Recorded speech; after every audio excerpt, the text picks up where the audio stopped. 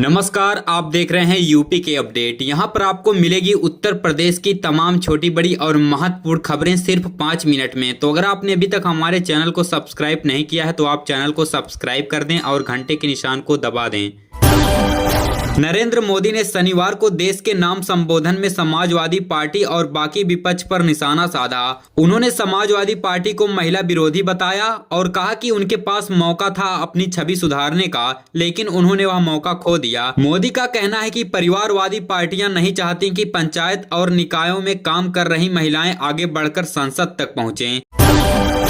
योगी आदित्यनाथ ने press conference में कहा कि प्रधानमंत्री ने देश में 4 जातियों की बात की है, नारी, युवा, गरीब और किसान। उन्होंने आरोप लगाया कि जो लोग जातिवाद के नाम पर देश को कमजोर करते रहें, उनके लिए यह एक बड़ी चुनौती है। वहीं योगी ने कहा कि कांग्रेस और उसके साथी दल इस तरह के प्रगतिशील फैसलों का विरोध कर रहे हैं जिससे आधी आबादी यानी महिलाओं में गुस्सा है। उन्होंने महिला आरक्षण बिल पर विपक्ष के रवैयों की तुलना द्रौपदी के चीरहरण से कर दी।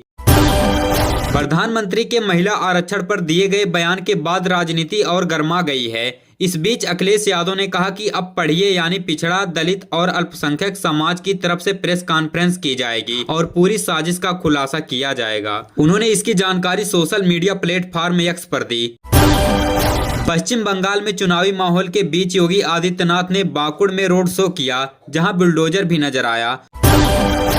आम आदमी पार्टी के नेता संजय सिंह ने महिला आरक्षण को लेकर भाजपा पर आरोप लगाया। उन्होंने कहा कि महिला आरक्षण बिल तो 2023 में ही सर्वसम्मति से पास हो चुका है और अब इस मुद्दे पर विपक्ष के खिलाफ गलत प्रचार किया जा रहा है। उनका कहना है कि हाल में जो बिल संसद में गिरा वह महिला आरक्षण से नहीं बल्कि परिसीमन संशोधन से जुड़ा था।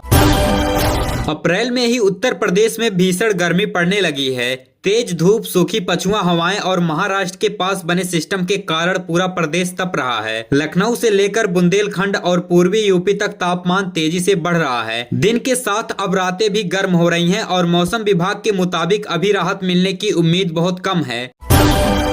अखिलेश यादव ने भाजपा सरकार पर शिक्षा और स्वास्थ्य व्यवस्था खराब करने का आरोप लगाया। उन्होंने कहा कि प्राइमरी स्कूलों में पढ़ाई नहीं हो रही, गरीब बच्चों के स्कूल बंद हो रहे हैं और अस्पतालों में सही इलाज नहीं मिल रहा। उन्होंने यह भी आरोप लगाया कि इंसानों के लिए जानवरों वाली सिरिंजी खरीदी जा रही है।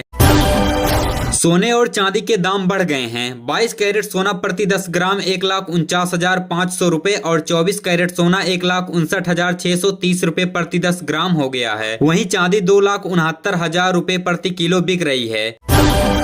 उत्तर प्रदेश में पुराने बिजली मीटरों को स्मार्ट मीटर से बदलने पर फिलहाल रोक लगा दी गई है। उत्तर प्रदेश पावर कारपोरेशन ने तकनीकी जांच रिपोर्ट आने तक यह फैसला लिया है, जो मुख्यमंत्री योगी आदित्यनाथ के निर्देश पर बनी समिति की जांच के बाद लागू होगा। यूपी बोर्ड के रिजल्ट को लेकर अब इंतजार खत्म होने वाला है। उत्तर प्रदेश माध्यमिक शिक्षा परिषद जल्द ही हाई स्कूल और इंटरमीडिएट के नतीजे जारी करने वाला है। माना जा रहा है कि 25 अप्रैल के बाद कभी भी रिजल्ट आ सकता है। अब होमगार्ड की भर्ती का तरीका भी बदल रहा है। पहले जिले स्तर पर ही भर्ती हो जाती थी, लेकिन अब पुलिस भर्ती की तरह परीक्षा पास करनी होगी। इसके लिए उत्तर प्रदेश पुलिस भर्ती एवं प्रोन्नति बोर्ड पहली बार होमगार्ड भर्ती की परीक्षा करवा रहा है। यह परीक्षा मथुरा में 25, 26 और 27 अप्रैल को होगी, जिसमें 42,000 अभ्यर्थी शामिल होंगे।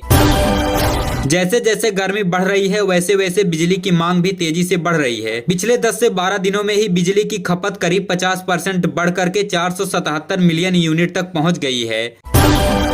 प्रधानमंत्री किसान सम्मान निधि योजना की अगली किस्त को लेकर खबर है कि 23वीं किस्त के तौर पर किसानों को 2,000 रुपए जून के आखिरी हफ्ते में या फिर जुलाई के पहले हफ्ते में मिल सकते हैं। यानी जिन किसानों को इस योजना का फायदा मिलता है उनके खाते में जल्द ही पैसे आने की उम्मीद है।